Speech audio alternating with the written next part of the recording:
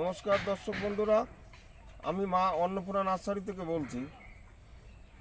আপনারা এতদিন মানুষের হসপিটাল দেখেছেন, তবে গাছের হসপিটাল দেখেন নাই। আজ আপনাদের সেই গাছের হসপিটাল দেখাবো।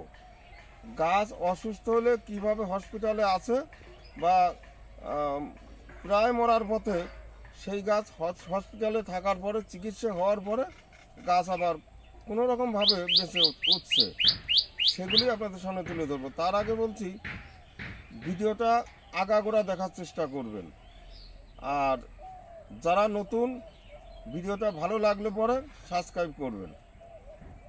চলুন এবার হসপিটালটা দেখে আসি।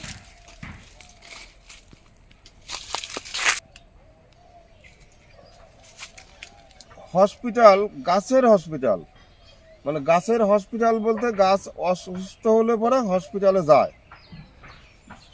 হসপিটাল বলতে এই দেখুন ছায়া জায়গা, সেটা আপনার গাছের নিচেও হতে পারে, এই যে সমস্ত গাছ গাছের নিচেও হতে পারে, আপনার ঘরে হতে পারে, কোনো সেটের নিচেও হতে পারে।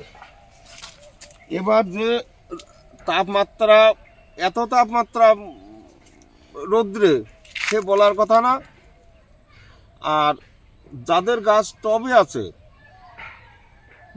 মাটির গাছই অনেক গাছ একটু জলের অভাব পড়লেই গাছ পাতা পুড়ে মারা যাচ্ছে, আর টবে তো মরার কথাই। একটু অযত্ন করলে, একটু খেয়াল না রাখলে পরে একদিনে গাছ মরবে। যেমন এই দেখুন, এই গাছটা আমার নামটকমাই গাছ ছিল, পাতায় ভর্তি, একেবারে সম্পূর্ণ সুস্থ সবল ভালো চেহারার একটা গাছ ছিল। 6-7 দিন আগে তবু প্রায় এখানে এইটুকু প্যাকেটে 1 লিটারের বেশি জল আনবে, এই রকম জল দেওয়া হয়। কোনো কারণে একটা দিন জল দেওয়া হয়নি। আর এই জল না দিলে পরে মাটি, সকালে জল দিবেন, বিকালে দেখবেন মাটি এরকম ছোটো টব হলে মাটি শুকনো হয়ে গেছে, আর রোদ্রের সময় মাটি গরম হয়ে যাবে। একেতে শুকনো মাটি, তারপর গরম হলে পরে ওই শিকড় নষ্ট হয়ে যাবে, আর সে গাছ বাঁচবে না। এই গাছটা একদিন জল দেওয়া হয়নি, আর পাতা দেখা গেল এইরকম পুড়িয়ে একেবারে সব চারিদিক পুড়িয়ে মানে মচমচে হয়ে গেল। এই যে এরকম মচমচে হয়ে গেল, তাতে গাছ বাঁচার কোনো কথা ছিল না। আমিও জানি এই গাছ আর কোনো মতেই বাঁচানো যাবে না।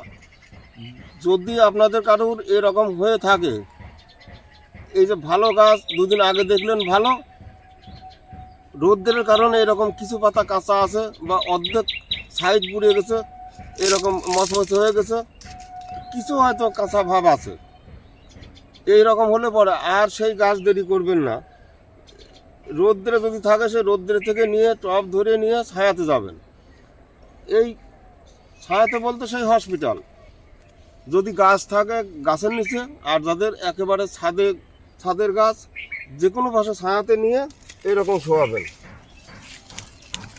একেবারে মাটির সঙ্গে শোয়ালেন।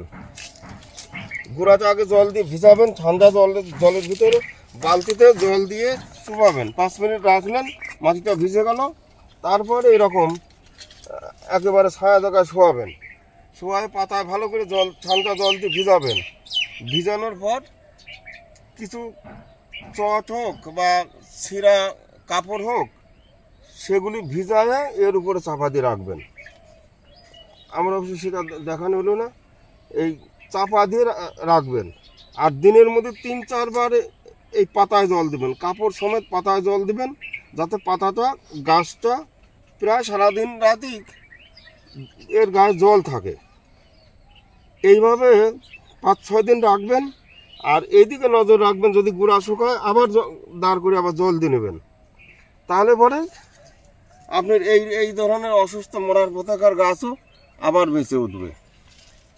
এর ঠিক হতে আবার সময় লাগবে, এখন প্রায় অন্তত 4-5 মাস সময় লাগবে। কবে পাতা ছাড়বে, তারপর পাতা হবে, সেদিন আবার আপনার গাছ দেখার মতো হবে, তবু বাঁচবে। আর যদি এই অবস্থা না করেন, যেখানে রোদ্রে আছে পাতা পুড়ে গেছে, আপনি সে রোদ্রেই জল দিচ্ছেন। এই দেখুন আমার এই গাছ, সমস্ত গাছই ভালো ভালো ছিল। এই যে এই দেখুন কী অবস্থা। এর কোনো কারণ না, শুধু একটু জলের অভাব। এই গাছগুলি আমার বিক্রির জন্য সব এই প্যাকেটে করে মাটিতে পোতা থাকে বা মাটির উপরেও থাকে, এইভাবে থাকে। এই যে এইটা যে জল দেওয়ার যে জায়গা, এখানে কিন্তু 200 গ্রাম জল দেওয়ার জায়গা আছে। 200 গ্রাম জল দিলে আর এই গোড়া মানে মাটি সম্পূর্ণ ভেজে না। এটা তাতে 300-350 গ্রাম জল দেওয়া যায়, এটা মাটি সম্পূর্ণ ভেজে না। তাই আমি যদি সকালে একবার জল দিই, ভালো মতো মাটি ভিজলো না। কারণ আগের দিন সকালে জল দেওয়া, সারাদিন শুকালো, রাত গেল, সকালবেলা আবার জল দিলাম, যে জল দিলাম তাতে কিন্তু মাটি ভিজলো না।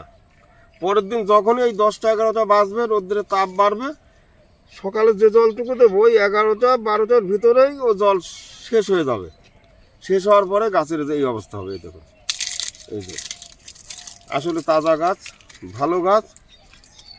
এগুলি আমি 2-1টা গাছ দিয়ে আপনাদের দেখাচ্ছি। আমার কাছে এরকম অনেক গাছ ক্ষতি হয়ে গেছে। এবার এটা তো হসপিটাল দেখলেন, এবার মর্গে নিয়ে দেখাবো আপনাদের গাছের কি অবস্থা। এই দেখুন, এই একটা গাছ,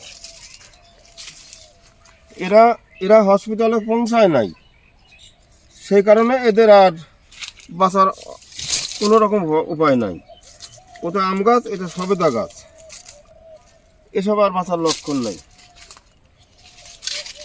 এই একটা বড় গাছ, এ তো বেশ ভালো ছিল, এত শক্ত গাছ, এত বড় গাছ, এ মরার তো কোনো কথা না। এটাও কিন্তু সেই জলের অভাব, আর এটা সেই হসপিটালে পৌঁছায় নাই, যার কারণে মানে অর্ধ মরা, একেবারে মরে নাই।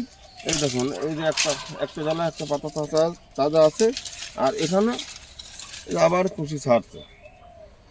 এই পরে মানে এই সমস্ত দেশে হসপিটালে একেবারে মরা অবস্থায়, যার কারণে মরেও নাই, আবার সুস্থভাবে থাকলেও না। এবার চলুন মর্গে গিয়ে দেখি। এইবার দেখুন, এই যে আপনাদের সেই মর্গে নিয়ে আসলাম। এই গাছগুলি সব ছোট গাছ না, বেশ বড় বড় গাছ। এই যে একটু ভুলের কারণ এত তাপের মধ্যে এই বড় গাছ মাটির থেকে তোলা ঠিক না, কিন্তু তবু তোলা যায়, অসুবিধা হয় না। সেইভাবে ঠিক জায়গা মতো নজর রাখলে পরে কোনো অসুবিধা হয় না। আমার একটু নজর কম ছিল। এই দেখুন, এই সম্পূর্ণ গাছ, এখানে অন্তত 30টা গাছ মরে পরিষ্কার হয়ে গেছে। তা আমার মাটির থেকে তোলা গাছ, আর আপনাদের হয়তো টবে লাগানো গাছ, কিন্তু নজর না রাখলে সেই একই অবস্থা হবে।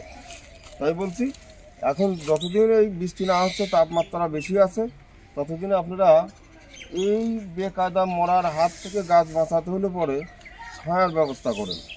হয় উপরে সেচ করেন, আর না হলে পাশে, ছাদের পাশে যদি কোনো জায়গায় ছায়া থাকে, গাছগুলি অন্তত সেই ছায়াতে রাখেন আপাতত, যতদিন বৃষ্টি না আসে, তাপমাত্রাটা না নামে, ততদিন পর্যন্ত ছায়াতে রাখবেন। আর 2 বেলা জল দেবেন, গোড়ায় তো জল দেবেন, আর পাতা সকাল সন্ধ্যেবেলা পাতা গাছ সম্পূর্ণ জল দিয়ে ভিজাবেন, তাহলে পরে আর গাছের ক্ষতি হবে না।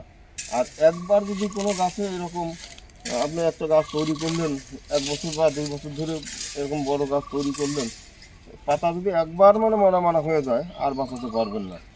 যদিও কারোর কিছু গাছের পাতা ওরকম মচমচি হয়, কিছু সবুজ থাকে, তাহলে পরে সঙ্গে সঙ্গে গাছটা আর দাঁড় করে রাখবেন না, ছায়াতে নেবেন, যে কোনো ছায়াতে নেবেন, একেবারে শোয়া দেবেন, ছিঁড়া ন্যাকড়া কাপড় বা কাপড় চোপড় দিয়ে, ভিজা কাপড় দিয়ে ঢাকা দিয়ে রাখবেন, সারাদিন জল দিবেন, গোড়ায় জল দিবেন, তাহলে পরে সেই গাছটা হয়তো বাঁচলেও বাঁচতে পারে।